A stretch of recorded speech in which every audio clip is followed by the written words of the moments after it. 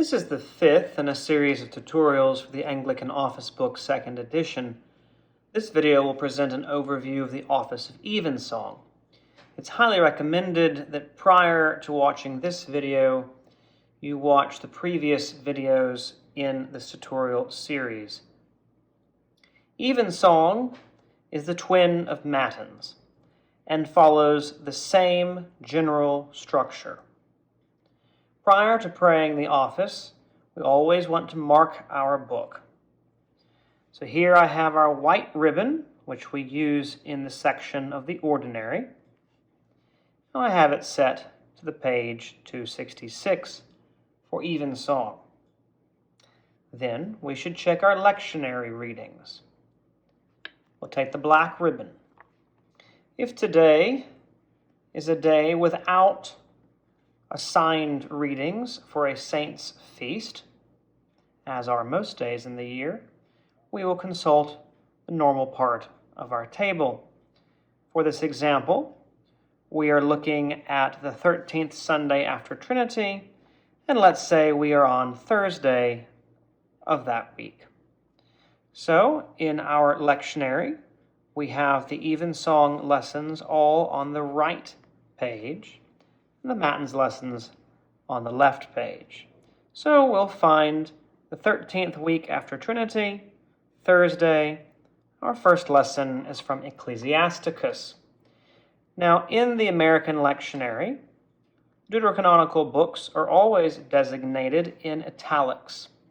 This is just helpful in case one is not familiar with those books. And so I have taken one of my front ribbons that would be used for the Old Testament lesson at Evensong and have moved it to the back of the book where the apocryphal books are contained. And so, if in our example we're doing Thursday, it's Ecclesiasticus 15, beginning at the 11th verse. And there it is. We have that ribbon marked. For our second lesson on Thursday, it's Matthew 3 from the New Testament. So we will go to our yellow ribbon, and there's Matthew 3. Finally, we want to mark the Psalter, and because it's a ferial day, using the standard 30-day Psalter, there are no proper psalms. So, let us assume today is the 4th day of the month, and here it is. Day 4 at Evensong, and we have all of our psalms through to here. Finally, we must check our proper of the season and our proper of the saints. Our proper of the season is in Trinity Tide, and we are presently still at the 13th Sunday after Trinity. Our proper of the saints is here. If today, in our example, is the 4th day of the month, we want to make sure that we are at the week of the 4th. We do not have any feasts coming up, but it's very important to check the sanctoral calendar because, as was mentioned in a previous video, the Christian day runs from evening through evening. And so, if we were to have a feast on the 5th day of the month, September 5th in this example, then we would need to pray first Evensong tonight, that is the evening of the 4th, for that feast. We see that the next feast we have like this is on September 8th, which is the Nativity of Our Lady, and there we have first Evensong. So if today were September 7th, and we were preparing to pray our evening prayer, we would actually begin the feast of Our Lady's Nativity with the first Evensong prayed for it. But since in our example tonight, we do not have any feasts, we do not need to use the red ribbon. Likewise, the silver ribbon, which corresponds in referencing the common of the saints, will not be needed. So we will return to the ordinary and begin the office of Evensong with our book properly marked. Much as at Matins, we begin with one or several of the opening sentences. On ordinary ferial days throughout the year, they are provided first, and then, like as at Matins, we have opening sentences for the various seasons all the way through Thanksgiving Day. Proper sentences will be found, when appropriate, in the proper of the season and of the saints. We then continue with the general confession. Unlike at Matins, the confession may be omitted any time of the year. It is not required at Evensong to pray the confession even during penitential times, and that may be found in this rubric at the beginning of the order. Much as in Matins, if we pray the confession, we have some options for the absolution. The first is the long option. The second is a shorter, more direct option provided in the 1928 prayer book. Both of these require a priest. By general custom, one may, as a layman or privately, pray this collect from the 24th Sunday after Trinity instead of the above absolutions, or one may omit any conclusion to the confession altogether. Then one may continue with the Lord's Prayer, but in every case, the office, whether the confession is prayed or not, opens after the sentences with these versicles and responses, which are identical to those at Matins. In the Anglican Office Book, following a general custom, and for those of you who are familiar with the 1979 Book of the Episcopal Church, we have the Phos Hilaron offered. This is entirely optional and is not present in any of the classical books of common prayer, though it is in the authorized hymnals. It may be sung at any time of the year at this position except during Passiontide. It should never be prayed during Passiontide. Then, whether the Phos Hilaron is sung or not, we continue with the Psalms just as at Matins. We will pray the Psalms with an antiphon according to the simple or the double rites. So in tonight's example, we are praying the ferial office for the 13th week of Trinity, and so we will use the antiphons found in the Psalter proper, and the antiphons are only said half prior to each psalm, and then said in full after the psalm. Each psalm always concludes with the glory be to the Father. And then when we have completed the psalmody, we can put away our blue ribbon. The American prayer book here provides something of some interest that many believe derives from the Rite of Bangor. Whether or not the revisers of the American prayer book realized this or not is unknown. But we have the Gloria in Excelsis, which would normally be sung at the Mass. It may follow as an optional canticle after the Psalms. This can be very lovely on particular feast days of some prominence. However, to note, the Gloria in Excelsis should never stand in place of the praying of the glory be to the Father, etc., after each individual psalm. After the Psalms, we continue with the first lesson, which will be introduced and concluded as the rubrics provide at Matins. As an example, since we have an Old Testament lesson from the Deuterocanonical books, we'd introduce it in the traditional manner in the following way. Here beginneth the 11th verse of the 15th chapter of the book of Ecclesiasticus. When it's concluded, if we were in public, we would say, here endeth the first lesson, and may optionally conclude with, but thou, O Lord, have mercy upon us, thanks be to God.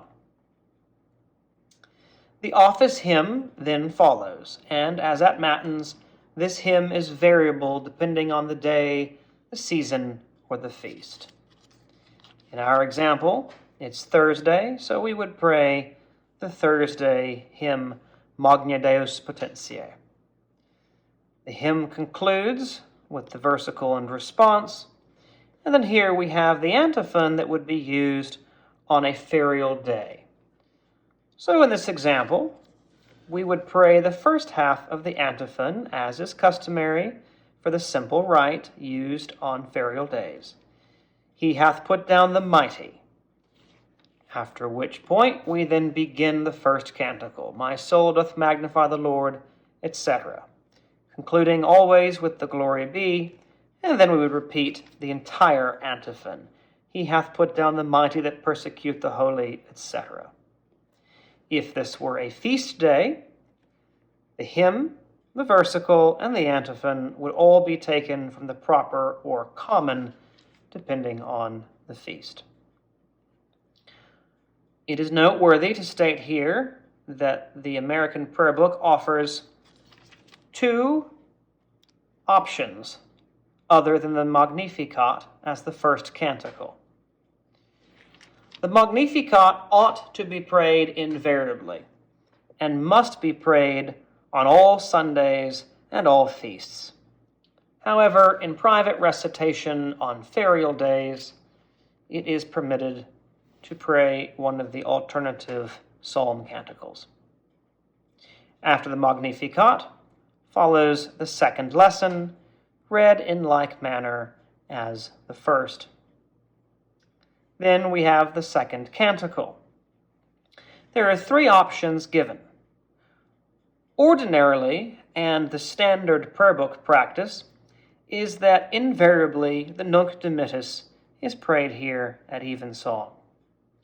However, because this book contains an order for Compline, it is suggested that when Compline is to be prayed, that at Evensong one of the alternative second canticles be used and the Nunc Dimittis be reserved for its use in Compline. When prayed publicly in the church, however, best practice is always to pray the Nunc Dimittis. We then continue with the Creed, which, as at Matins, would ordinarily be the Apostles' Creed, but on days of more prominence and at the discretion of the minister, the Nicene Creed may be prayed instead. The Athanasian Creed is never prayed at Evensong. We continue with the suffrages, again beginning with the salutation, the Kyrie, and the Lord's Prayer, without the doxology at the end. This time, we are given the full version of the suffrages, which ought always to be used. The suffrages conclude with the collect of the day.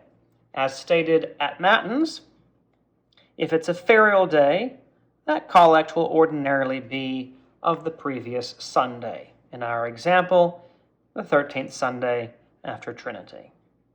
Occasionally, the collect for a ferial day is proper at Evensong, as is the case during the ferial days of Lent. After the collect of the day would be any memorials that may occur. And this is very important, especially at Evensong, because we frequently have feasts of memorial rank in the proper of the saints.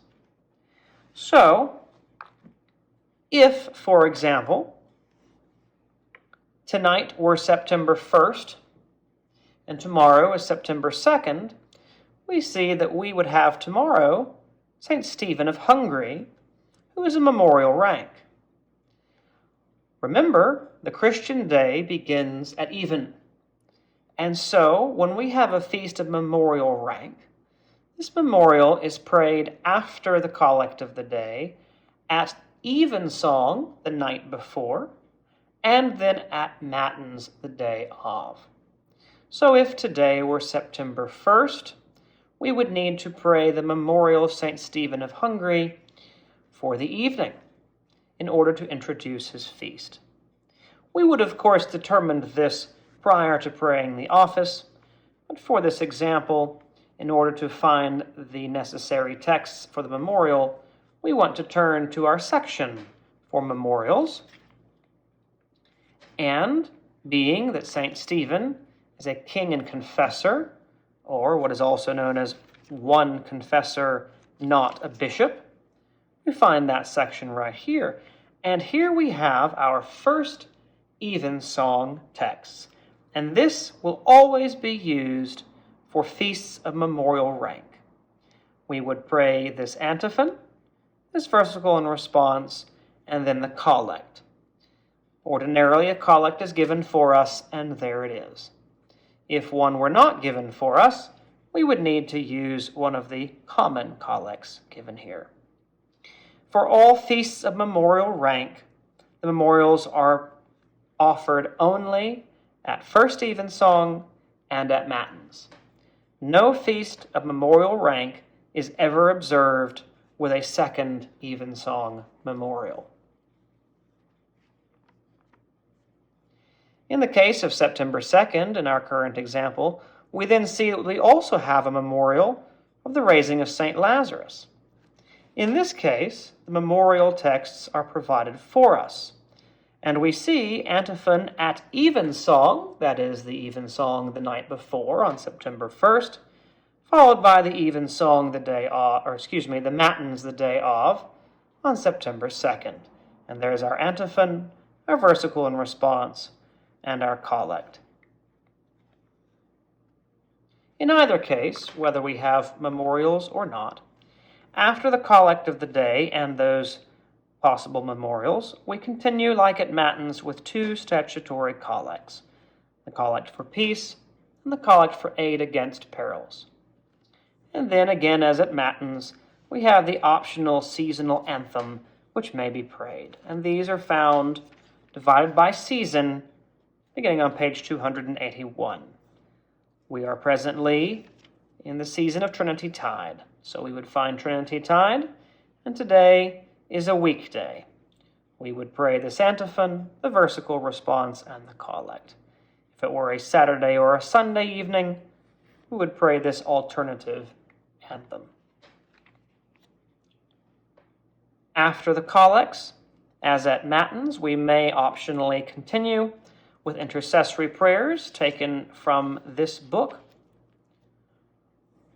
and then always concluding with the final versicles, the salutation, the Benedicamus Domino, the Fidelium Animae, and the grace. That would then end the order of Evensong. As at Matins, we have variable elements, and these elements will be found in either the proper of the season, depending on the time of year, the proper of the saints, or for the lesser ranks of saints, in the common material. If today were September 7th, and we were beginning the office of Our Lady of her Nativity, which would be on the 8th, we would begin the office with First Evensong, as we always do, and here we would find all of our proper material given for us. The opening sentence, the antiphon on the Psalms, the office hymn with its versicle and response, and the antiphon on Magnificat. This concludes our video on Evensong in the Anglican Office Book.